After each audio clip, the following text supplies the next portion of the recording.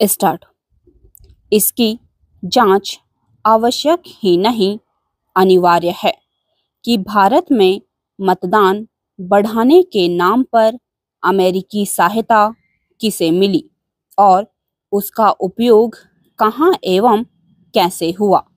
इसकी आवश्यकता इसलिए बढ़ गई है क्योंकि पहले एलन मस्क ने इस पर आपत्ति जताते हुए उसे रोकने की घोषणा की।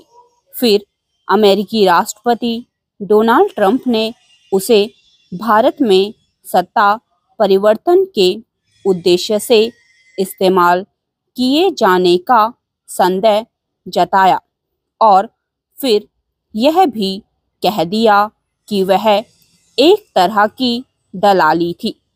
यह कहकर उन्होंने बाइडेन प्रशासन और वित्तीय सहायता देने वाली सरकारी एजेंसी यूएसएड को ही कटघरे में खड़ा कर दिया। एलन मस्क पहले ही इस एजेंसी को आपराधिक संगठन कह चुके हैं।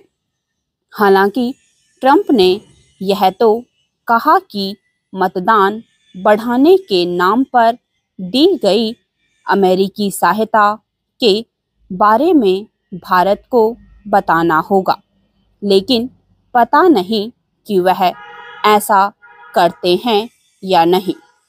यह संदेह इसलिए क्योंकि कुछ भी कहकर सनसनी मचाना उनकी आदत है। इसे देखते हुए विदेश मंत्रालय को यह सुनिश्चित करना चाहिए कि इस मामले की जांच इस तरह हो कि दूध का दूध और पानी का पानी हो।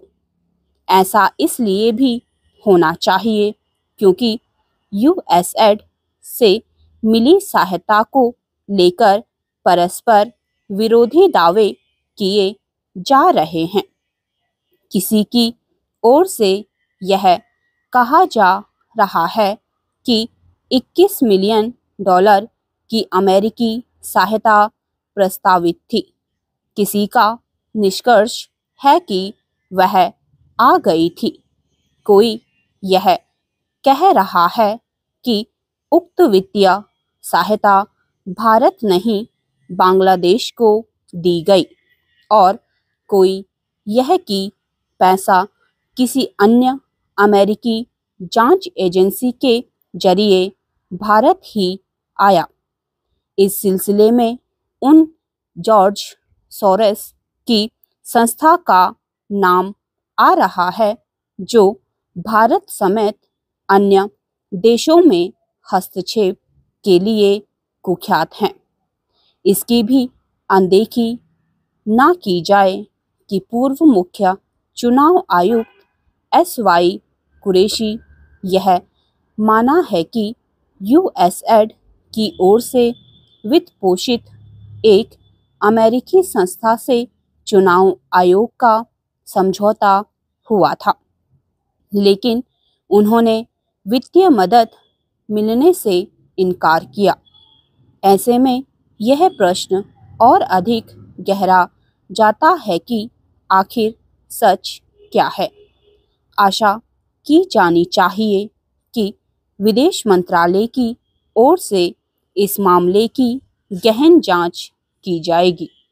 यह जांच होने के साथ ही यह सुनिश्चित करने की भी आवश्यकता है कि देश में जो भी विदेशी सहायता आए वह भारत सरकार के जरिए आए और इसकी निगरानी हो कि वह किस मद में खर्च हो रही है।